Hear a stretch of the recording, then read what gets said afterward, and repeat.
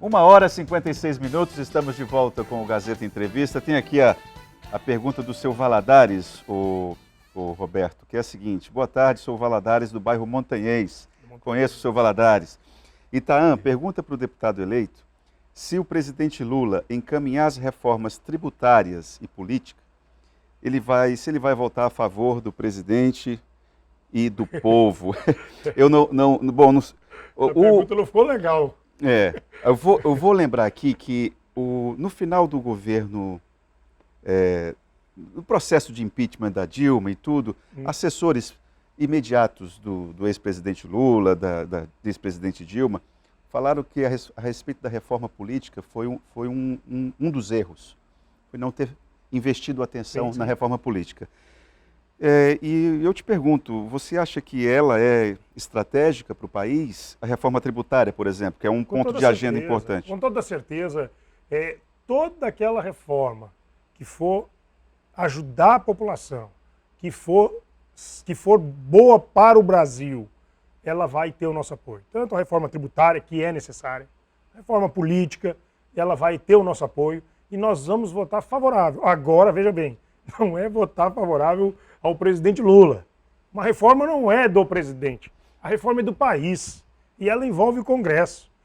Todo aquele projeto que for benéfico, que for bom para a população do meu estado, o Acre, e para o Brasil, com toda certeza terá o meu total e integral apoio, independentemente de quem apresente essa proposta. A reforma tributária, você há de convir comigo que isso não é uma necessidade nova e isso não está na agenda do Congresso antes de ontem, faz muito tempo. Muitos anos. E ela não sai, é porque as maiores bancadas não querem que saia. Com toda certeza. Como é que o Norte poderia se... Porque o Norte é visto com muita antipatia pelas federações das indústrias do Sul, pela Federação das Indústrias do Sudeste. Eles entendem que nós aqui no Norte somos beneficiados. Como é que o parlamentar Roberto Duarte vai enfrentar aquelas feras nesse aspecto? Veja bem, tá? Nós vamos discutir e vamos levar para a pauta nacional tudo aquilo que é de interesse do Acre e do Brasil. Tudo que for benéfico, mais uma vez, repito, para a população e para o Brasil, vai ter o nosso apoio. Com relação à reforma tributária, ela vem tramitando há muitos anos e nós precisamos avançar. Nós precisamos levar ela como pauta principal para que a gente possa levá-la para votação. Talvez, Itaã, seja a hora de não levar ela no completo, mas que possas fazer ela de forma, dividida, entendeu? Então, mas que a gente precisa avançar nessas pautas a nível nacional, nós precisamos. E nós vamos estar lá estudando, debatendo, discutindo o que é melhor para o Brasil. Hoje nós vimos só uma fala e uma apresentação da PEC do presidente eleito. Tu já viu o caos que se tornou para a economia, né? A bolsa caiu, o dólar subiu e a gente tem que tomar muito cuidado com isso. Nós temos que ter uma segurança jurídica no país para que a gente possa receber investimentos do exterior. Agora, é isso que eu estou tentando extrair de você na condição de deputado. Estou te imaginando já deputado federal lá em Brasília. Porque as maiores bancadas têm um entendimento de que é inversamente proporcional isso que você acabou de dizer. Aquilo que é bom para o Acre, nem sempre é bom para o Brasil, entendeu? Para os estados, é assim para os outros estados do Norte. Eles nos veem como se nós fôssemos privilegiados. Itaã, eu vou sempre priorizar o estado do Acre. Eu sou deputado federal eleito pelo estado do Acre. Eu vou representar o meu povo, o Acre. Aquilo que for bom para o Acre, nós vamos estar à frente. Se não for bom para o Acre, nós não vamos votar favorável. Isso pode ter certeza. Quem me elegeu foi o povo do Acre. Eu estou lá no Congresso Nacional para representar o meu estado, o Acre. Boa tarde, deputado. Quem está fazendo essa pergunta aqui é o seu colega Chicão Brígido. O Chicão, gente boa. Boa tarde, deputado Roberto. Parabéns pela sua eleição para o poder mais importante. O Congresso Nacional é o poder do povo, diz ele, o poder da palavra, a casa das leis. Perfeito. Eu quero lhe pedir de público, diz ele, que faça um estudo para retirar do Código Civil, o Código Civil que tem quantos anos? Tem pouco tempo, uns 20 anos só, a possibilidade do aval Essa relação entre pessoas e empresas é constrangedora.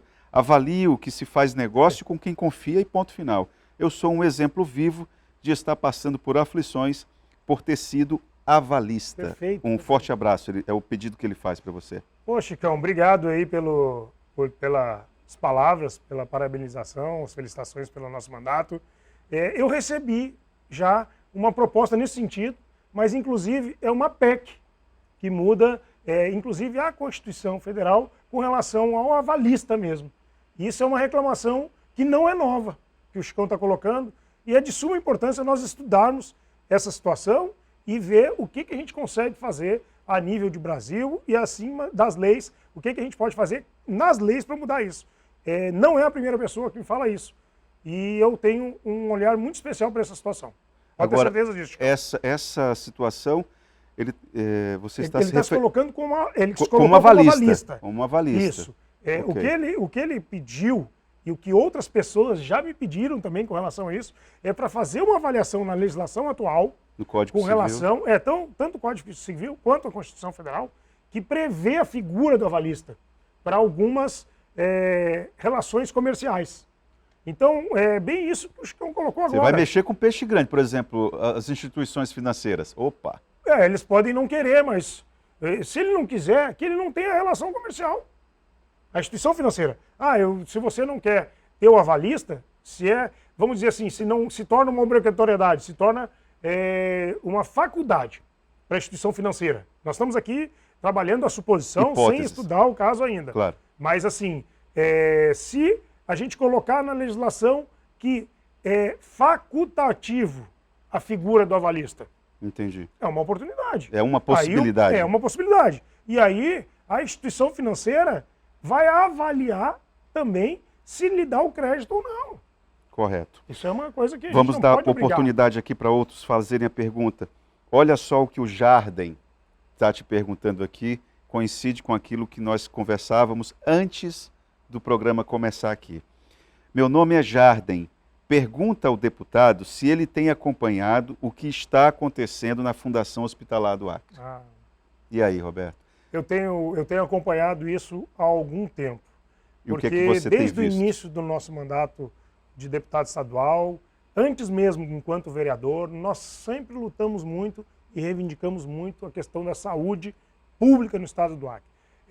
Eu sempre disse que a Fundação ela nunca prestou um serviço de qualidade que não houvesse reclamação daquilo que estava acontecendo lá dentro da Fundação Hospitalar. Mas hoje, as reclamações elas estão extrapolando os limites da normalidade do atendimento na Fundação Hospitalar do Estado do Acre. O governo precisa abrir os olhos para esse atendimento na Fundação Hospitalar aqui do nosso Estado. Nós vamos levar esse debate à Assembleia Legislativa do Estado do Acre, vamos dialogar com a secretária de Saúde com relação a tudo que está acontecendo.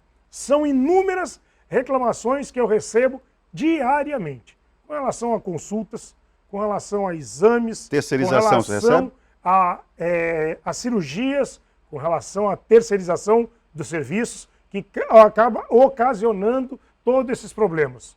E isso a gente tem que debater com mais afinco na Comissão de Saúde da Assembleia Legislativa do Estado do Acre. Nós temos aí até o dia 20 de dezembro ainda para trabalhar na Assembleia Legislativa com relação a isso, mas precisamos trazer para esse debate a secretária de Saúde para que a gente possa mudar essa questão dentro da Fundação Roberto, Hospitalar. eu chamo a atenção para dois aspectos em relação à saúde, com dois entrevistados que tivemos aqui essa semana. Um deles, o médico infectologista Thor Dantas, que esteve aqui e lembrou, Roberto, que é possível que nós tenhamos problemas. Claro que ele não está sendo um profeta do caos, Sim. mas ele lembrou que é possível nós termos o mesmo problema daquela tragédia com aquelas crianças que morreram com síndrome respiratória gripal aguda. É possível que isso é um alerta que tem que ser e ele está dando esse alerta. Urgente. E ele está fazendo esse alerta. E o segundo aspecto, que ontem esteve aqui a presidente do Sindicato dos Enfermeiros e Técnicos em Enfermagem e chamou a atenção para situações graves, como o sistema de regulação, que está fora do controle da Secretaria de Estado de Saúde, segundo o que ela apresentou aqui, e a terceirização que está colocando em xeque a qualidade da saúde Do dos serviço. trabalhadores, inclusive, e também do serviço. Né? Perfeito. Esse debate tem que ser levado à Assembleia Legislativa do Estado do Acre. Nós já falamos muito sobre isso lá. Infelizmente, o governo, às vezes, não escuta o legislativo, não escuta a população. Nós precisamos levar isso com mais afinco para a Secretaria de Saúde, e a Secretaria de Saúde precisa abrir o coração. Essa é a grande questão. Nós não podemos deixar acontecer novamente o que aconteceu com aquelas crianças, e nós falamos Precisa naquele tema aqui, se responsabilizar. As pessoas precisam o governo precisa ser responsabilizado. Tanto que o por Ministério aquilo. Público do Estado do Acre já apresentou uma ação civil pública com danos para que sejam indenizadas essas crianças, aliás, desculpa, as famílias dessas crianças, mas eu entendo que o Estado deveria sim ser penalizado. Mas o gestor também precisa ser penalizado. Porque senão fica fácil. O gestor uma indenização vai lá, por dano faz coletivo. qualquer coisa e nós que vamos pagar pelo erro da gestão. Está errado. O Ministério Público deveria também, se não o fez, porque eu não conheço a ação, responsabilizar o gestor. Esse dinheiro que está sendo cobrado do Estado, que eu vou pagar futuramente, que todos vocês que estão nos assistindo vão pagar futuramente, deve ser cobrado também do gestor. Porque só assim nós vamos começar a ver as coisas mudar, então.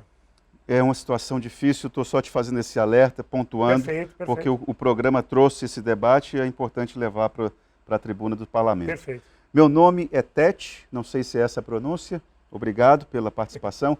Pergunta para ele sobre a operação da Polícia Federal contra o governo Gladson. Ele está falando da Operação Ptolomeu.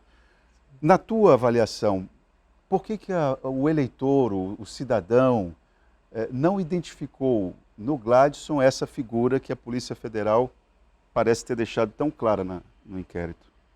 Olha, Eita, primeiro, isso não foi muito explorado pelos meios de comunicação do nosso Estado. Teve uma condescendência nossa, então, é isso? Não estou dizendo que teve uma condescendência. Estou dizendo que não foi explorado. Se falou, esporadicamente, essa questão e não chegou à população de forma geral essa operação Ptolomeu. Mas é uma operação, é uma investigação. Não houve ainda um processo, né, do contraditório, vamos dizer assim. É fato. E a população, ela julgou nessas eleições aquilo que ela viu como melhor para o Estado do Acre, que é o atual governo Gladson Cameli para uma nova gestão. E deixou de lado essa questão da operação, dessa investigação, que, repito, não se teve o contraditório ainda. Vai se ter um contraditório se houver uma denúncia, posteriormente, na fase judicial. Né? Então, tem que se perguntar para a população, não para o deputado Roberto Duarte. Para finalizar, eu tenho que terminar aqui. O Dimas do Calafate está embuluando as coisas, como diríamos aqui. Pergunta o deputado se não é possível ele se reunir com os outros deputados e criarem a guarda municipal, porque o prefeito Bocalon prometeu e até agora não fez isso.